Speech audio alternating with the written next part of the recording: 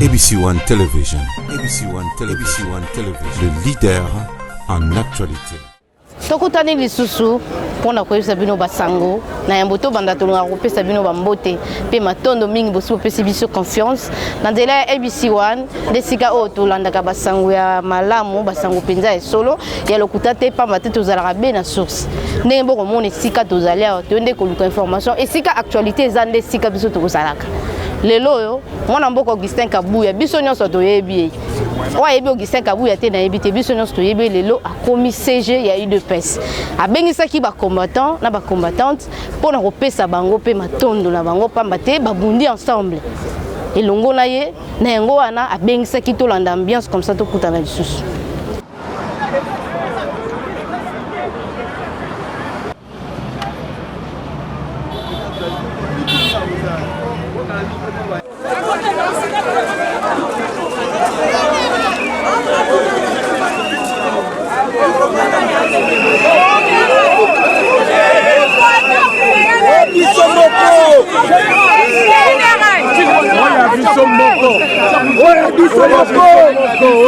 Mon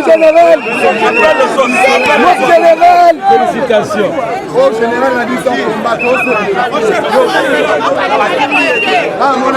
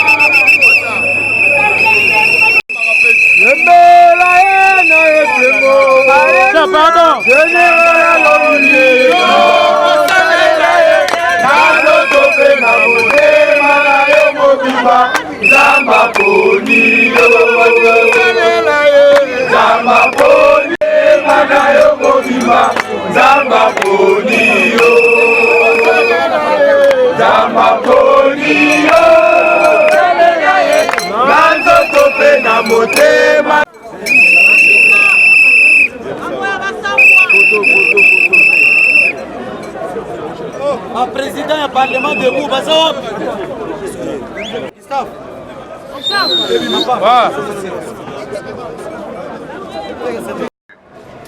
Tozana nubana mike bakufi bamoni journal elote journée oyo eza honoré sacrifice nyonso oyo ba combattant ba parlementaire debout o ba mené o ba bandai ko benga o ba benga ka fer de lance de l'UDPS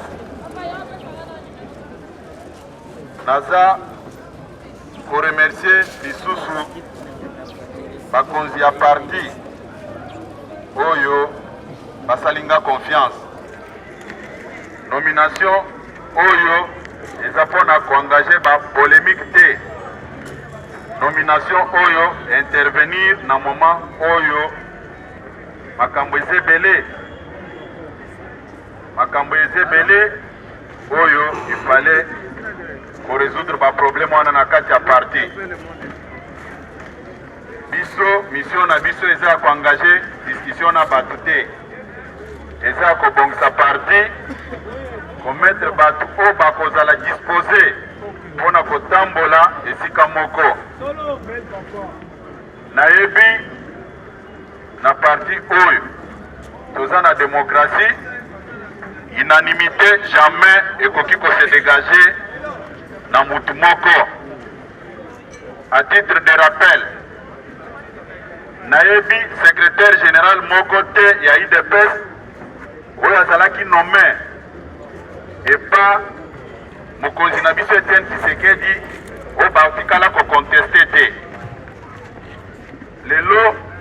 telemi liboso na bino nauti na kati na bino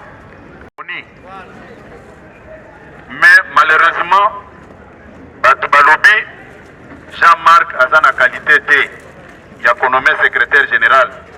Quand même Jean-Marc wana oyo ebiselaki biso président ya parti mwana mboka Félix Tshisekedi. Et même congrès ebotaki ba structure nyonso. Ngana kosenga bino bosede na ba provocation te. Mokonzi azozela bato ebele babando ya na biro nanga baza kofunda directeur de cabinet ya mokonzi na biso Ndeko Vital Kamerhe. Baza koloba Kamerhe est en train de s'organiser, biso toza ko s'organiser te. Mokonzi atali oya bande kosala intérim makambo wana ntango babande koloba ebando kota na matoi na ye. Atali parmi ma collaborateurs o bazaki toto tour o baboyaki la mise en place dans les jours à venir. Et tango mokonzi consultaki nga na pesaki accord nanga. Mais tango na moni batu nyonso boza komona baza ko se bousculer o bazala nommé ba ministre ba mandataire nazongaki lisusu nasengi audience pas mokonzi ayebisaki eboy. C'était avant notre voyage des États-Unis. Mukolo wana tozaki biso mibale na collègue nanga secrétaire général adjoint Dr Eteni. Nasengaki eke tikelanga tosolala en aparté biso mibale na mokonzi mboka na cité de l'Union africaine. Tango ndeko abimi ayebi mukolo wana nayebisi chef de l'État que je suis venu vous annoncer une mauvaise nouvelle. Atalinga lobi, quelle est cette mauvaise nouvelle? Nayebisi eboy. Nous avons souffert pendant 37 ans. Je ne peux pas accepter yako sacrifier œuvre tout monde li passe pendant 37 ans à cause ya mandat il y a 5 ans. Je décline l'offre que vous m'aviez proposée na kozonga na parti pour protéger cette œuvre-là. J'ai accepté Nandimaki mokonzi aboyaki nano nalobi avant de venir vous excellence j'ai beaucoup réfléchi. Batu bakufi mingi toza na ba veuve na ba orphelin na kati na biso. Batu nyonso siko tous les hauts cadres, tous les anciens balingi kokende po bakota na ba institution. Moi aussi je pouvais avoir les mêmes ambitions qu'on a kende. Mais IDP c'est à kokufa. Mais je ne peux pas accepter que IDP se kufa pour n'avoir intérêt nanga. Et cette prise de position m'a créé même des problèmes dans ma propre famille. Aujourd'hui, c'est bien que les gens parlent, mais il faut d'abord aimer l'IDPS. C'est très important. Il faut qu'on linga IDPS. Puis c'est grâce à l'IDPS que les lots toza na magistrature suprême ya mboka. Yango, nous n'avons plus droit à l'erreur. Ebisaki bato ebele botika kufunda Ndeko Vital Kamerhe. Il s'organise parce que ayebi importance ya parti politique naye. C'est à nous aussi de nous organiser. Ça ne sert à rien ya kufunda kaye. Lelo bao baza ko combattre nga lelo. Bauti musikate Eza Vital Kamerhe, Eza INCT, mais ce sont toujours les propres membres de l'IDPS. Nasa Kolimbi Sabango. Ce sont mes frères. Je n'ai pas de problème avec qui que ce soit. Nako komi kumisate. Ba compagnon nanga, ba parlementaire de Boubayebi. À une certaine époque, au parlement de Boueza qui divisait, on a vu la Kinshasa. Tous mes collègues ont désigné un coordonnateur pour rétablir la paix dans le parlement de Bougnos. C'est par rapport à Rolwana. Moi, je ne suis pas venu aux affaires pour régler des comptes à qui que ce soit. Moi, je serai d'accord avec toute personne qui va se mettre au travail pour l'élection de notre candidat, M. Félix Tshisekedi, aux élections de 2023. La mission Nanga Yangoana. Il faut Mokonzi Mboka à la deuxième mandat. Totika distraction. Ce qui ont noté, je préfère qu'on vende pas Nanga que Naya ko s'amuser à. Totika batu basa la analyse na bango.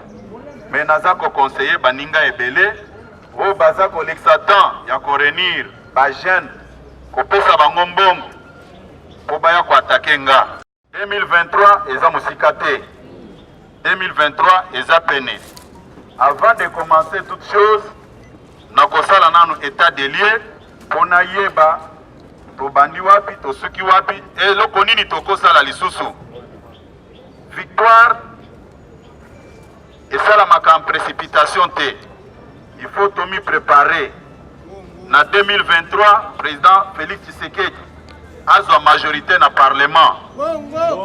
A la difficulté té n'était autosui awa. Viva! Viva! Pour soutenir Mokonzi Nabiso, président délégué Jean-Marc Kabound. Oyo a salinga confiance. A salinga confiance avec le thé. Ayebi. Je ne suis pas un magicien. Je compte sur l'apport de tout un chacun. C'est très important qu'on arrête à humilier les chefs de l'État avec des déclarations incontrôlées. Le chef a besoin de contributions. Oui, merci beaucoup. Kombo Nanga, Ezali Gustave Lutumba, Nazali, secrétaire exécutif national. Le chef du département, il y a sensibilisation, recrutement et conscientisation dans le cadre de PES. Et Nazali, le coordonnateur principal, il y a Azafat, Moni, Nalate Lamba, Azafat, Ezali, Association pour le soutien des actions de Félix Antoine Tshisekedi. Donc, on a un peu de souka, on a pour ça, on a Bakissa, Cveza Moulay. Donc, on a permission de Bakissi, Nazali. Oui, Nazali, le secrétaire général, il y a collectif, il y a Parlement de Bounion Sonakati à Congo.